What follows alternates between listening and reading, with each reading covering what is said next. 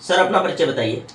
नमस्कार, मेरा नाम अजय कुमार सिंह है और मैं रतनपुरा का रहने वाला हूँ। भाजपा जिलाध्यक्ष रमाशरन मौर्य जी के बीच में क्या मामला चल रहा है सर? चूँकि एक हमारा ज़मीनी विवाद है हमारी बहन के साथ, वो लंबे समय से चल रहा है और 3 मई को मैंने इसके रिगार्डिंग एक वीडियो भी जाहिर किया था। मुझे संभावित था, मुझे डाउट था कि कुछ लोग इसको बिक्री कराने में लगे हुए। वहाँ पर हम मुकदमा भी कर चुके थे। आप जाएंगे तो वहाँ पर एक बोर्ड भी दिखेगा, ये ज़मीन विवादित है। क्योंकि हमारी जो है, हमारे पिताजी 3 भाई थे, तो उस हिसाब से वो एक भाई की एक लड़की थी, उस हिसाब से उनको 1/3 के हिस्सेदार हैं, जबकि 1/2 जो है बिक्री करके फिलहाल वो चली गई हैं। और पहले ही मैं 3 मई से पहले ही डाउट हो गया था, तो मैंने उस समय स्पष्ट किया था कि यह ज़मीन विवादित है, कोई खरीद बिक्री इसकी नहीं करेगा और मैं दलाल लोगों को वार्न करता हूँ। उसमें मैंने एक शब्द इस्तेमाल किया था, मंडलाध्यक्ष अध्यक्ष, किसी का नाम नहीं लिया था। चाहे तो रेफरेंस में 3 मई का वीडियो देख सकते हैं कि ये मुझे सूचना मिल गई थी कि ये लोग इसको बिकवाने में और कब्जा, विशेषकर कब्जा कराने में शामिल हैं। क्योंकि मैं अभी भी आश्वस्त हूँ कि भले कोई खरीद लेता, अगर विवादित ज़मीन है तो हम इतना दम रखते हैं कि हम उनको कब्जा नहीं होने देते, लेकिन उनको पुख्ता आश्वासन मिला था कि अध्यक्ष जी कब्जा करा लेंगे। क्योंकि काफ़ी समय तक मैं नाम नहीं लिया और काफ़ी समय तक जो है मैं कागजी कार्रवाई पर लगा रहा है। आप रिकॉर्ड देख सकते हैं, हम लगातार दौड़ते रहे। लेकिन इसके बाद जो है हमारी जो मसाले कंपनी, आप देख सकते हैं, इधर आप देखेंगे तो सारे जो आपको सर्टिफिकेट दिखेंगे, सारे सर्टिफिकेट यहाँ पे हैं।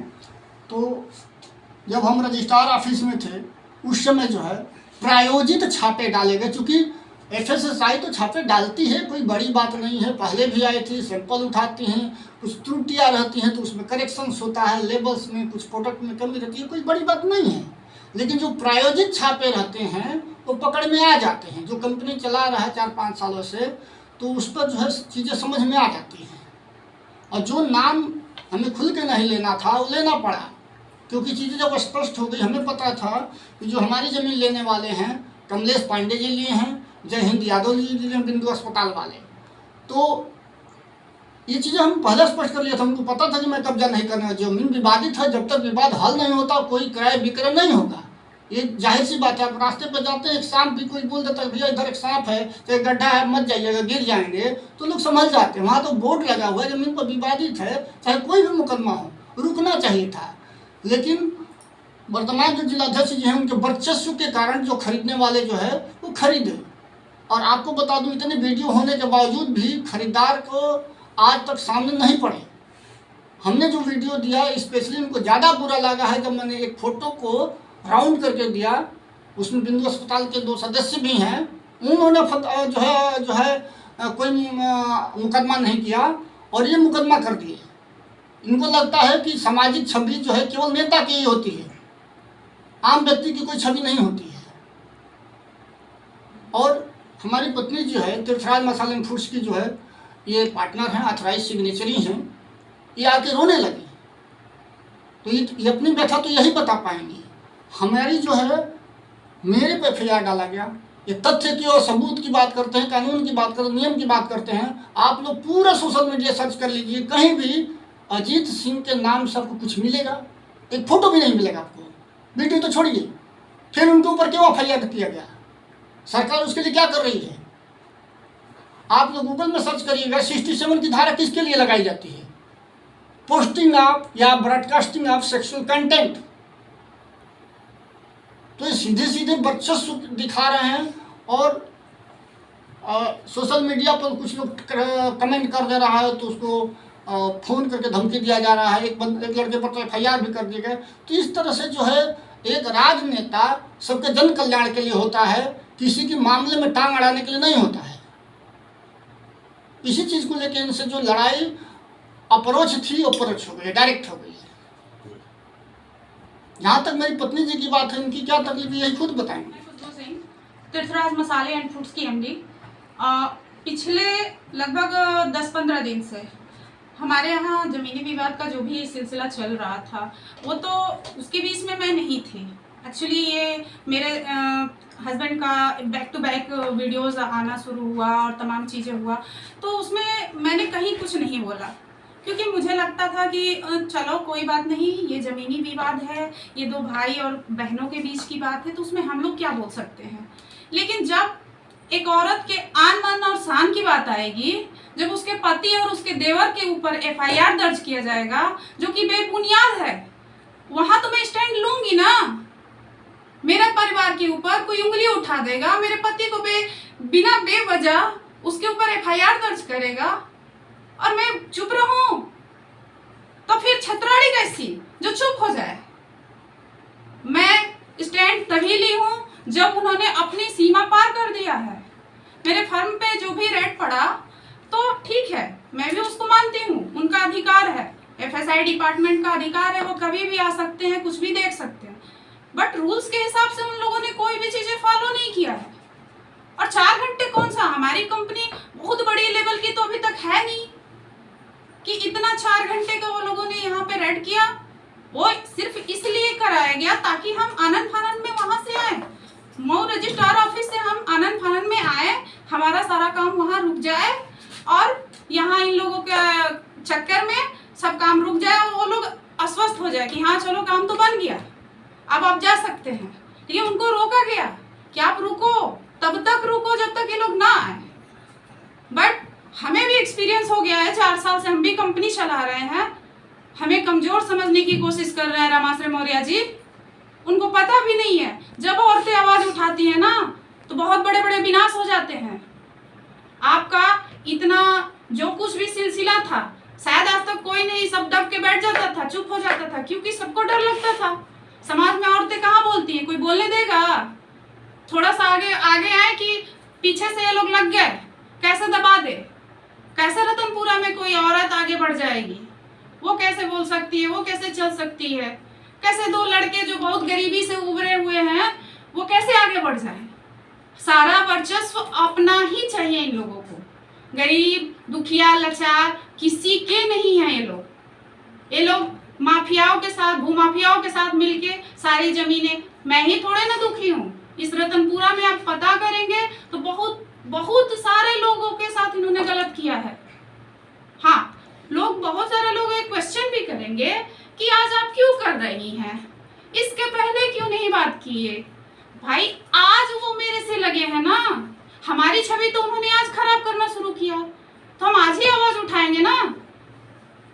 और एक औरत की छवि क्या होती है, वो अपनी छवि की बात कर रहे हैं। उनको सोचना चाहिए था हमसे उलझने से पहले कि हम एक औरत से उलझ रहे हैं। मुझे अलग अलग जगह से फोन आने लगा, हम फूड डिपार्टमेंट दिल्ली से बोल रहे हैं, हम फूड डिपार्टमेंट यहाँ से बोल रहे हैं। भाई इतना बड़ा क्या हमारे फूड विभाग और इसमें दम नहीं है, मऊ के डीएम सर में दम नहीं है कि वो अपने पूरे जिले को हैंडल कर सके। उसके लिए दिल्ली से फोन आएगा। तीर्थराज मसाले एंड फूड्स इतना बड़ा क्राइम तो नहीं किया था। हम महिलाएं शुद्धता पे फोकस करते हैं, प्योरिटी के साथ काम करते हैं, ना कोई कलर ना तो केमिकल, किसी भी चीज का इस्तेमाल हमारे फर्म में नहीं होता। आप लोग इतने सारे लोग आए हुए हैं, आप चल के विजिट करके देख सकते हैं, एक न्यूज भी बना सकते हैं कि सशक्त है महिलाएं, कैसे काम करती हैं। और मेरे फर्म में हर एक औरत, उनसे आप जब लेंगे फीडबैक तो वो एक आप देखेंगे कि सब कितनी लाचार और परेशान महिलाएं हैं। मैंने उनको काम दिया। आज तो आपने ऐसा क्रिएट किया माहौल कि वो बेचारी का न घर की होती न घाट की होती। मैं स्ट्रांगली नहीं खड़ी होती तो कंपनी बंद हो जाती। कंपनी बंद होती तो बहुत सारे लोग जो काम कर रहे हैं वो कहीं न कहीं जाके अपने घर बैठ जाती। फिर जो लोग उनको हंसी उड़ा रहे थे कि जा रही हो तुम लोग काम करने, जा तरुजा बड़ी, देखा जा कहिया लेकर पूजा, वो लोग, वही लोग फिर हंसी उड़ाते। हो गया ना तुम लोगों का, बड़ी निकली थी काम करने। ये मान अभिमान एक महिला का मैंने बचाया है अपनी आवाज के दम पे। लेकिन इसको कुछ लोग राजनीति से जोड़ रहे हैं कि आपको तो प्रधान बनना है। अरे भाई हाथ जोड़ते हैं, ऐसी राजनीति, गंदी राजनीति मुझे नहीं करनी है। मैं खुद एक प्रधान जी की 15 साल प्रधान रहे हैं मेरे बाबा। मैं एक प्रधान के घर की लड़की हूँ। राजनीति मैंने बचपन से देखा है, लेकिन मुझे राजनीति बिल्कुल पसंद नहीं है। मुझे तो अपना आइडेंटिटी बनाना है भाई। मुझे राजनीति का आइडेंटिटी लेके क्या करेंगे? हम किसी पार्टी का, किसी का मुझे नहीं चाहिए ऐसी आइडेंटिटी। मुझे खुद की आइडेंटिटी बनानी है और मुझे बहुत आगे काम करना है। ये रतनपुरा में ही केवल रह के और इसी में कचर पचर में हम लोग को नहीं रहना है। हमने कंपनी स्टार्ट किया, पान इंडिया लेवल पे हम काम कर रहे हैं। हमारे सारे ऑर्डर्स अमेजोन, फ्लिपकार्ट, जियो मार्ट सारी चीज़ों पे जा रहा है, हमारी वेबसाइट से जा रहा है, ऑनलाइन हम वर्क कर रहे हैं। हम इतने दबे कुचले थोड़े नहीं हैं। आपको लगा कि महिला है दबा देंगे, इसको डरा देंगे तो ये कहेगी कि भाई सर पति में आप चुप हो जाइए, इनसे मत लगिए। मैं अपनी वीडियो में बोली हूँ कि आप कमजोर महिला मत समझिए हमको। मैं अपने पति के हर वो कदम पे खड़ी रहूंगी ना जहाँ उनको सब साथ छोड़ देगा। अपने देवर के लिए हर जगह स्टैंड लूंगी जहाँ कोई साथ नहीं देगा। अब 15 साल हो गए मुझे रतनपुरा में आए हुए। आप पता कर लीजिए, हमारा फैमिली आज भी कंबाइंड चल रहा है और संचालन में अपने घर का भी करती हूँ, अपने फर्म का भी करती हूँ, अपने बच्चों का भी करती हूँ। तो मुझे वो कमजोर महिला मत समझिएगा। मेरी आइडेंटिटी इतनी वीक नहीं है कि किसी राजनीति और राजनेता से जोड़ी जाएगी। मेरी खुद की आइडेंटिटी है, मैं खुद में हूँ, मुझे किसी की पहचान की जरूरत नहीं है। और ये सारी चीजें जो भी हो रहा है मुझे बहुत अच्छा नहीं लग रहा है। एक औरत का मान सम्मान होता है। आपकी छवि खराब, आपकी छवि कौन क्या छवि है? आज आप जिलाध्यक्ष हो, कल उतर जाओगे, प्रधान तो हो नहीं, फिर आपकी छवि क्या रहेगी? कोई पूछेगा आपको? लेकिन एक औरत की छवि होती है, उसको ससुराल और मायका दोनों मेंटेन करना होता है। आपने तो मेरी छवि खराब की है, मेरे मायके में मेरी छवि खराब करने की कोशिश की। सारे लोग को पहले ये लगा अरे ये सब क्या होने लगा। मेरे ससुराल में भी मेरी छवि खराब की है। अफवाह फैलाया कि कंपनी बंद हो गए, उन लोग घुटने पे आ जाएंगे। और मुझे फोन आने लगा कि कंप्रोमाइज करा लीजिए वरना आपके हस्बैंड की नौकरी चली जाएगी। मैंने बोला है मेरे हस्बैंड को सरकारी नौकरी नहीं मिला है, और सरकारी नौकरी मिला था, इन्होंने ठुकरा दिया क्योंकि वो उस लेवल से बहुत आगे हैं और है भी। आज मैं जो कुछ भी हूँ अपने हस्बैंड के बल पे हूँ। आज मेरा परिवार जो कुछ भी है मेरे हस्बैंड के बल पे है। और रामाश्रय मौर्य जी, आपने गलत पंगा ले लिया, गलत जगह हाथ लगा लिया आपने। आपको पता नहीं था कि आप ही के गांव में हम लोग कितने स्ट्रांग हैं। आपको लगा सबको दबाया है, इन लोगों को भी दबा देंगे, कोई बात नहीं, महिला है चुप हो जाएगी। और अजय सिंह क्या कर लेंगे, वो तो नौकरी करते हैं चले जाएंगे। अजय सिंह जहाँ रहेंगे ना वहाँ से रगड़ देंगे, इतना हिम्मत है उनके अंदर। और किसी को भी हिम्मत और साहस होने चाहिए हक की लड़ाई लड़ने के लिए। मैं तो सबको संदेश यही दूंगी कि दुबक के बैठने से अच्छा है आप अपने हक के लिए आवाज उठाइए। क्यों? क्योंकि ऐसे लोग समाज के लिए बहुत ही घातक हैं, ये हमें आगे नहीं बढ़ने देंगे। और मैं हर एक महिला से ये अपील करूंगी, रतनपुरा में जितनी भी महिलाएं हैं जो उनसे पीड़ित है वो अपने हक की आवाज उठाए, ताकि जो विरोधी हमारे अकाउंट पे आके मैसेज कर रहे हैं कि आप प्रधान बनना चाहती हैं तो आपका तो ये हो गया, तो आप ये कर रही हैं, राजनीति में आने का आपका वो है। अरे भाई ये सब नहीं है। मैं महिलाओं के लिए काम करती हूँ, मैं वुमेन एम्पावरमेंट पे वर्क करती हूँ, मैं हमेशा करूँगी। अब मुझे किसी राजनीति की ज़रूरत नहीं है, किसी राजनेता की पहचान की मोहताज नहीं हूँ मैं। और आज के बाद से शायद सबको ये पता चल जाना चाहिए, और चल गया भी होगा कि मैं हूँ क्या। मैंने बोला है कि मैं राजपूत हूँ, डरती नहीं हूँ। और बहुत लोग उसको जातिवाद से ले रहे हैं। जातिवाद में बिल्कुल भी नहीं, मैं हर वर्ग का सम्मान करती हूँ, हर एक वर्ग का सम्मान करती हूँ। और मैं केवल रतनपुरा में तो मैं रहती नहीं हूँ, मैं हमेशा विजिट करती हूँ।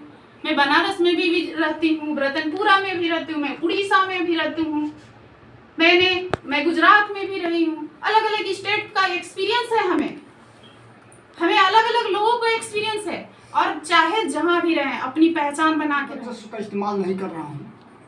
तो सबको मालूम होगा मेरी जो ज़मीन जो है 519 और 518 522 21 20 का जो विवाद वो हो तो है। सबको पता है कि बाजार में एक पुलिस चौकी के पास पोखरा है 250 नंबर, वहाँ पर बिंदु हॉस्पिटल अवैध हॉस्पिटल चलता है, वो किसी भी मानक को पूरा नहीं करता है। वहाँ पे बड़ी बड़ी करोड़ों रुपए की बिल्डिंग बनती है, नाम नहीं लूँगा। एक बड़े व्यक्ति का इनके साथ बड़ा सा बैनर भी लगा हुआ है, पता है ना कि यहाँ पर अवैध जो है मकान बनी हुई है, ऑर्डर आ चुका है, सरकार हरिशंकर बनाम सरकार का, सरकार जीत चुकी है 4370 वर्ग मीटर के। वो किसके साथ पे हो रहा है? क्या उनके संबंधों की जांच नहीं होनी चाहिए राणा सर जी का? किसके सह पर किसकी हिम्मत है कि बिना इनके सह का जो यहाँ पर मकान बना ले, दुकान बना ले? ये बड़े दुख की बात है। 2 नहीं 4 नहीं 6 महीने के बाद सबका गिरना है और करोड़ों रुपए का नुकसान होगा। एक चीज़ उन्होंने कहा अपने इंटरव्यू में कि वो एक सज्जन परिवार है। ये चीज़ आप लोग नोट करिएगा। उन्होंने बोला था कि यह एक सज्जन परिवार है। जो सज्जन परिवार होगा, उस परिवार का बेटा क्या किसी को धमकी दे सकता है कि मैं जान से मार दूंगा? आप तो अपने ही बयानों में उलझ गए हैं। एक तरफ आप सज्जन घोषित कर रहे हो, दूसरे तरफ आप क्रिमिनल घोषित कर रहे हो। आपके पास प्रूफ क्या है कि मेरा देवर आपको मारने की धमकी दिया है? मैं तो सामने से बोली हूँ ना कि अगर जो राजपूत रहेगा वो मार देगा और चला जाएगा शान से जेल में, मारने की धमकी नहीं देगा। जो सज्जन परिवार है वो हमेशा से सज्जनता निभाया है और आज भी निभा रहा है।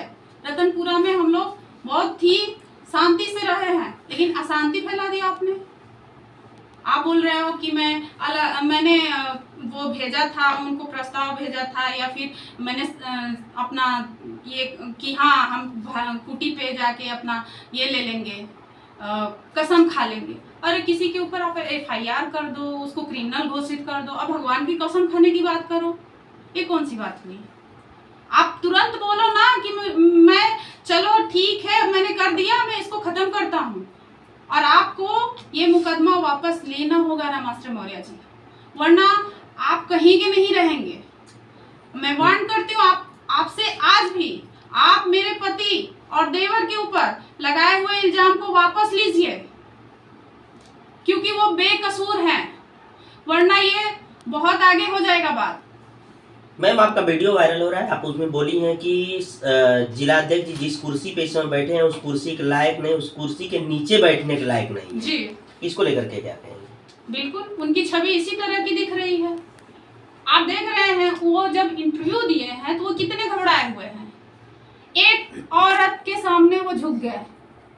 अगर वो इस कुर्सी पे बैठने लायक रहते तो वो इतना जल्दी प्रेस कॉन्फ्रेंस करके कन्फेस नहीं करते। और चूंकि आप बोल रहे हो कि मेरे ऊपर एलिगेशन लगाए जा रहे हैं, मेरा छवि खराब किया जा रहा है, तो एलिगेशन कोई इससे थोड़ी ना लगा रहा है। किसी का आप पूरा परिवार बर्बाद करने पे लग गए और कोई आप पे एलिगेशन भी ना लगाए, बोले भी ना, अपने हक अधिकार के लिए नहीं लड़े। मेरे पति ने क्या किया था? बस अपने अधिकार और हक के लिए आवाज उठाया था। आपने उसके ऊपर FIR कराया। देवर तो कहीं भी नहीं है। देवर तो ना किसी से जल्दी बोलता है ना कुछ। हाँ, अपने भाई को जरूर फॉलो करते हैं, वो अपने भाई के साथ रहते हैं, लेकिन उनके ऊपर भी आपने मुकदमा दर्ज किया है। उसका प्रूफ दीजिए। आप बोल रहे हो ना कि हमको अगर इस तरह से आप लोग एक्सपोज कर रहे हो तो प्रूफ दो। आप भी प्रूफ दीजिए। जब आपके ऊपर मुकदमा नहीं हो सकता है तो मेरे देवर और मेरे पति के ऊपर कैसे मुकदमा हो सकता है? न्यायालय ये चीज क्यों नहीं सोचता है कि बेवजह किसी बेबुनियाद एक FIR लिखा जाता है, उसको भेज दिया जाता है, अब लड़ते रहो मुकदमा? ये कौन सा न्याय है? हम तो झूठ फूट का इसमें घिसपिट गए हैं और ये उनको कदम उठाना पड़ेगा। आप जनप्रतिनिधि हैं, सबके लिए आपका हक बराबर का आपका अधिकार है, सबको एक साथ लेके चलना, लेकिन आप तो डाइवर्ट करते हैं सबको। आप कह रहे हो कि उनकी बहन का हिस्सा है, वो आधे की हिस्सेदार थी तो उनको बेचने का हक है। किसने हक दे दिया आपको? आपको हमारी फैमिली मैटर में पढ़ने का हक किसने दे दिया?